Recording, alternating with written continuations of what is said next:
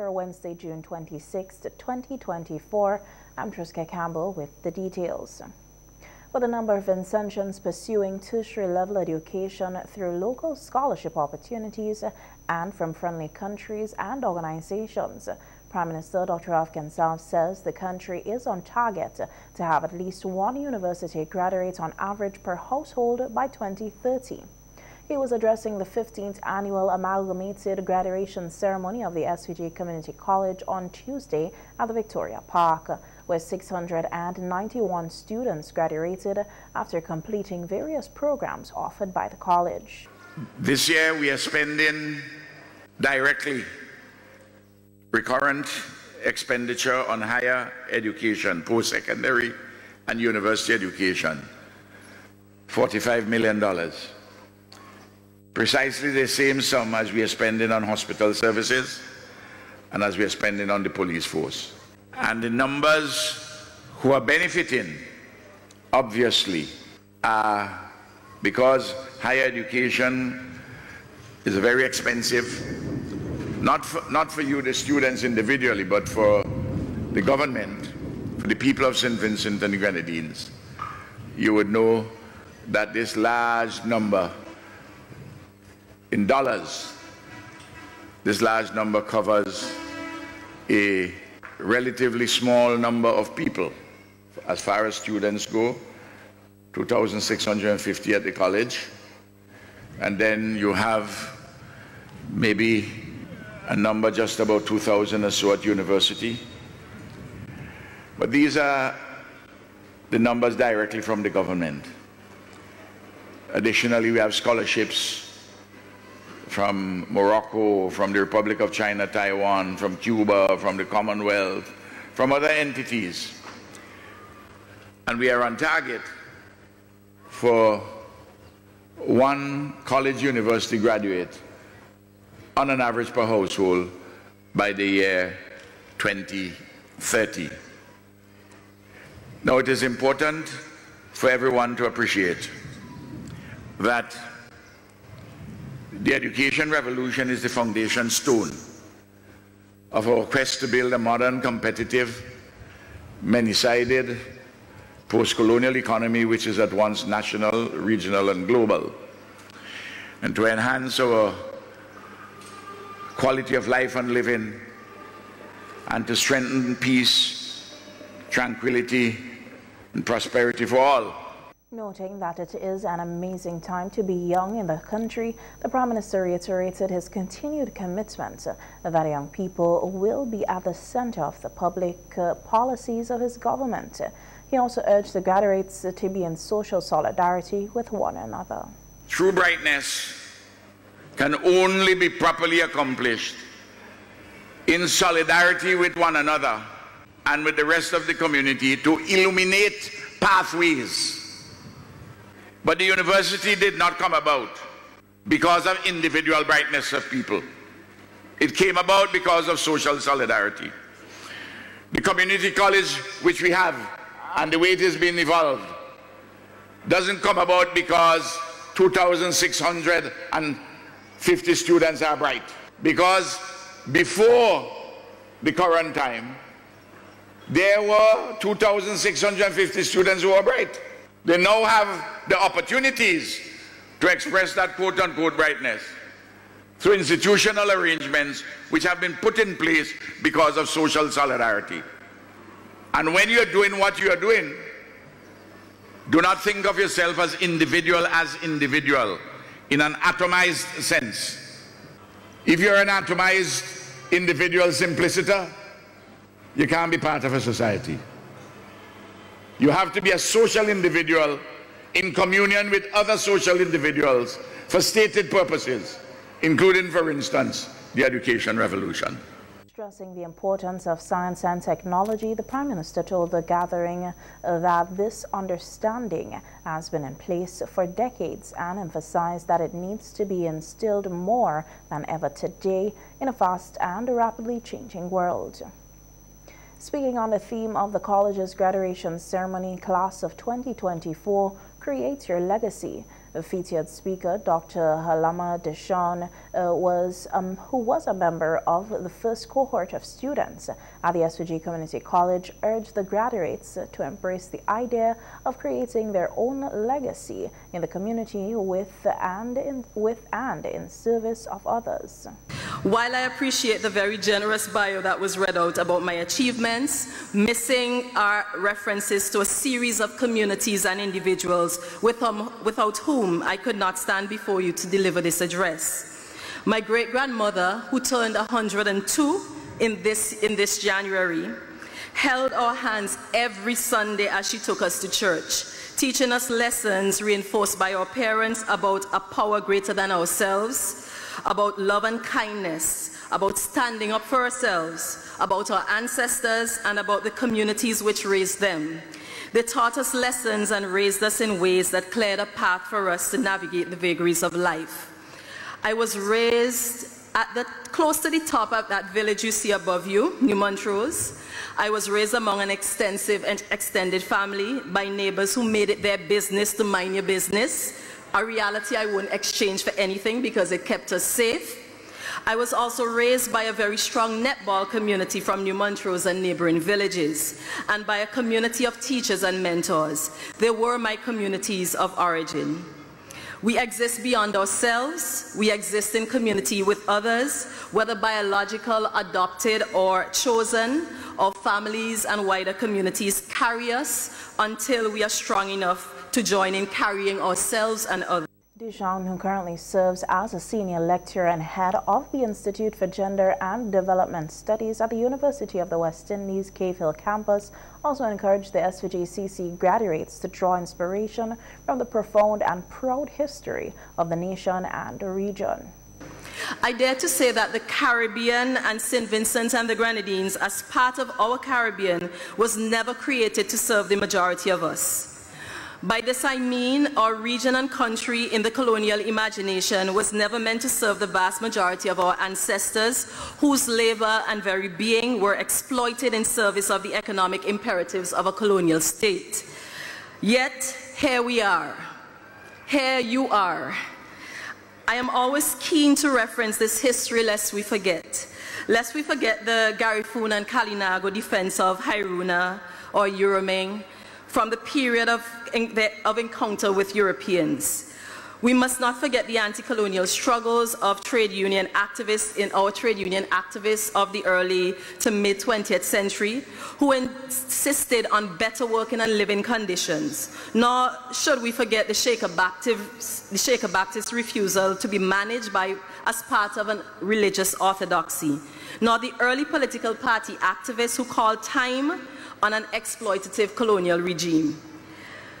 We must remember women like Vincentian-born Elma Francois, who after seeking to organize her colleague laborers at the Mount Bentic factory in this country to secure better working conditions, would later migrate to Trinidad, where she organized domestic workers in the 1930s. Francois was co-founder to one of the most impactful labor organizations in 1930s Trinidad. Pointing out that the nation and the region by extension were built by ancestors who understood their duty beyond self, Deshawn told the SVG-CC class of 2024 that creating their legacy should never be reduced to a personal exercise. In doing the work to enhance societies, the work of creating a society in which everyone thrives, most of our forebearers were not preoccupied with personal legacy making. Now, let me say this. I encourage you to own your dreams, to be ambitious and be bold about pursuing them. Plot and plan your future. Continue to set goals in spite of how unattainable they may first appear. There is no need for there to be conflict between your personal ambitions and working in service of something larger than yourself. Those that we today celebrate as part of a pantheon of heroines and heroes were building a society that they were unlikely to ever enjoy. But guess what? They built it anyway. In other news, a 63-year-old resident of Harmony Hall was fatally shot by burglars at his home today just after 4 a.m. Dead is Osborne Glasgow, also known as Soka, who, according to police reports, was killed during a home invasion by armed burglars. Residents in the community recalled awakening to gunshots ringing out coming from the apartment building in which Glasgow resides. This is a photo of the gun pelt, as we parents the boxes say. The one guy is strong there. When they lay down dark at the back. So this man get up put out now with cutlass. Not any so dead. Oh, so that dark back so last night. So he shot me. I live on across it on the flat there. I hear about 5 to 6, 7 bullets. So when I did it, I hear somebody say, "Oh, Soka died." I say, "Just so?" I say, "Yeah, somebody like them going to rip him off and shoot him and things." The men our news team spoke with off-camera said they had worked with the deceased on several occasions and that he was well known in the community. They stated that Glasgow did not deserve to die in the hands of burglars, noting that the people in the community, as the name suggests, live in harmony. Friend, from way back, and since the number one coming to go pay, I said, you walk with them in the parliament there, little terrorists come so. I mean, boy, you just walk with them too, calling on the house. And say hello and how you going, how this and how that. I walk out with the man up in the yard up there ready too. The man's a nice man, eh? Certain morning, good friend of his own, eh? You don't cool, don't tell them about that all, eh? We don't really think nobody do really come and do it, not because of any chappings, we don't know chappings. People don't mock around, we don't skin around, so because we don't want nobody to come in here and do nothing. And to think now, people can believe that we are inside, but we don't do anything. We live in a good thing. We hear good. So nobody don't come and trouble we here so. Because I know we here don't trouble people so.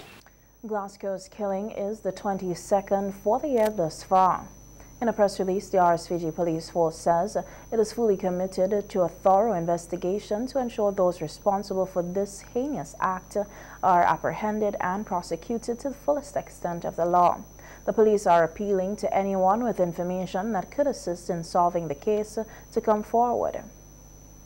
A meeting was held earlier today with Prime Minister Dr. Gonsalves and the hierarchy of the Royal St. Vincent and the Grenadines Police Force regarding the number of crimes, particularly the killings recorded in the country over the past 10 days. Prime Minister Gonsalves spoke about the meeting on NBC Radio's face-to-face program this morning. On the meeting of the deputy, the assistant commissioners, and of course the superintendents, so that we can have not a prolonged meeting, an action meeting. Okay. That is all I will say at the moment, but be assured that there will be certain particular responses. We cannot allow a small minority, a tiny minority of criminals to disturb the peace and tranquility of this beautiful country. And I give my continued assurance. The St. Vincent and the Grenadines Meteorological Services says it is closely monitoring a tropical wave located over the eastern Atlantic along longitude 30 degrees west or about 2,140 miles east of SVG. It says the tropical wave is moving westward at 15 to 20 miles per hour or 24 to 30 kilometers per hour. Some development is possible and there is a medium chance of 40% of a tropical cyclone, tropical depression or tropical storm formation within the next 7 days.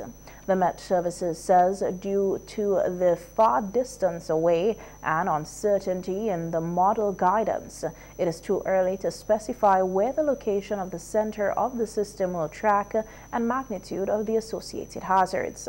However, it notes that the model guidance suggests that instability associated with this disturbance could begin to affect the islands from Sunday night into Monday.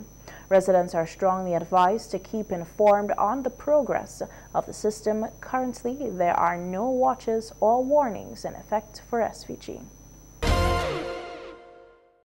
One of SVG's cultural ambassadors, Julian Pilling-Pollard, a prolific mask designer, was laid to rest today following the funeral service at the Wilson Hill New Testament Church of God. Pollard, who was well known in the local cultural arena, particularly for his mask design skills, has been hailed by the Carnival Development Corporation as a visionary whose profound impact on the cultural art form of St. Vincent and the Grenadines, particularly Vincy Mass, will be remembered for generations. At today's funeral service, there was an outpouring of tributes to Pollard. His children spoke highly of their beloved father. My father was my motivation in life.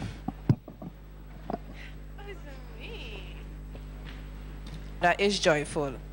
My father, a beacon of joy and laughter, left. I chose to describe my dad today is humble. The Oxford Dictionary defines humble as having or showing a modest or low esteem of one's importance.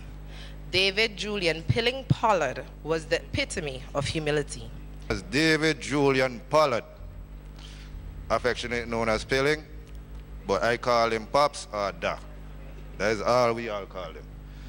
They said he had to use a word to describe your father, but I couldn't just pick one word, because he was the world to me, so I had up said, my world. David Julian Pilling-Pollard is and will forever be a legend. I can't begin to count the accolades and accomplishments that this talented, exceptional man has achieved. But we all know that side of this legend. But what all you don't know is that, for me, his professional career was not only where he was a legend. My father, our father, was a legend as a dad, Members of the cultural art form also had high praise of Pollard and thanked him for his service to St. Vincent and the Grenadines. We mourn the life of a cultural ambassador, a friend and arts buddy, who gave his all for the love of the arts, for the love of culture, for the growth of culture, for the love of his country. The man whose life and works we have come to celebrate and honor in this, his final homegoing service, Mr. Julian Pilling-Pollard. You can't do what Pilling did. And I'm hoping that some honor would be named in his remembrance for the sake of the next generation and the next. David Julian Pilling-Pollard's legacy helped to shape our Caribbean cultural identity, a quintessential Caribbean man. In my own words, I would say he is God's gift to our Caribbean civilization in creative expression. And I want to thank the family for sharing him with St. Vincent and the Grenadines and the region for so many years. Minister of Tourism Carlos James has indicated that the mass tents in SVG will be able to get a permanent location next year. This news was well received by mass tent leaders who said it has been a struggle operating from temporary locations. One of the mass tent leaders, Norman Kwashi of the Energy Mass Tent, expresses support for this development. A good thing, because for all the years I know myself, mass when I always have to look for a spot to build mass, and after that, when carnival finish, the place lock up, you can't even do it. Sometimes you have a place lock up, people go and thief whatever inside of it, so it's a very good thing to foresee the mass band and them get their own place. Yeah. Meanwhile, band leader for Nelson Block, Alvern Ali Cadogan, said she has been one of the people at the forefront lobbying for a permanent location for all mass tents. No, we have been in discussion with the Prime Minister along with the Minister of Culture. Last year we were sent to look at a piece of land, and we did, and we claim it in Jesus' name. We put our stamp on it. We just hoping that the government of St. Vincent and the Grenadines can actually decide to say, well, yes, this could be suited for mass, because it can house 15 mass bands comfortable. If that is the land they're going to give us. When I say comfortable, I mean comfortable, no temporary, nothing. One massive shed that can house 15 mass bands, if 15 mass band wants to go there, because of what we saw and what we actually sit down with one of our designers and actually put in place what a mass tent would look like. So I'm hoping after this year carnival that the Prime Minister will actually sit with us, and I'll keep advocating for that from going forward. Sit with us and says, here is a deed, or here is a lease for 99 years for that particular piece of land. Nelson Block Mass Tent has been around for 40 years and has also endured hardships to ensure quality costumes are made every year for Carnival. Ali is hoping that there are no setbacks in acquiring the permanent location, noting that the identified site for several years ago encountered problems. We've been asking for a home for day one. We got one, but during when we have discussion, we had fallen rocks, and then we were told after that it went back to Braxton because of where it was located, etc. But so we are hoping that this one now doesn't fall into any plans that the government of St. Vincent and Grenadines have for that particular area that said that mass can't go there. Because I keep saying, and I will always say, we have a uniqueness of our mass that people gravitate to. And one of the things we can't do is throw it away like anything else. Yes, we have the fetes, yes, we have the party bands, yes, we have this, but we also need to keep our creativity and craftsmanship and authenticity together so that persons will come to our shows to see what we have to offer. At the Nelson Block Mass Tent, the tent in the yard of the building used by the group came crashing down last night due to strong winds. The band leader for the mass tent said this is just one of the many challenges that the mass tents face.